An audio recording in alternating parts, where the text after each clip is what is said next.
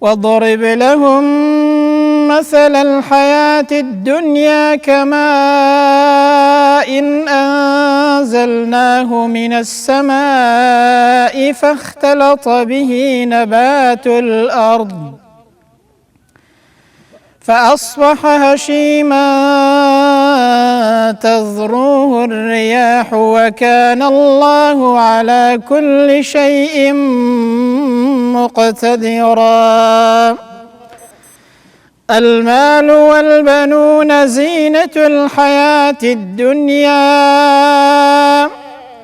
والباقيات الصالحات خير عند ربك ثوابا وخير أملا.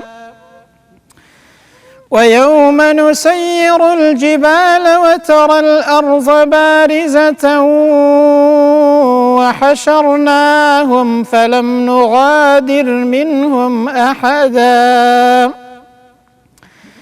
وعرضوا على ربك صفا لقد جئتمونا كما خلقناكم أول مرة بل زعمتم أن لن نجعل لكم موعدا. ووضع الكتاب فترى المجرمين مشفقين مما فيه ويقولون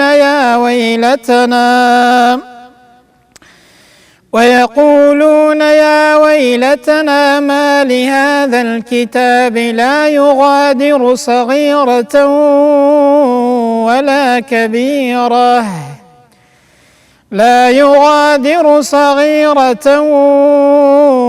ولا كبيرة إلا أحصاها ووجدوا ما عملوا حاضرا ولا يظلم ربك أحدا.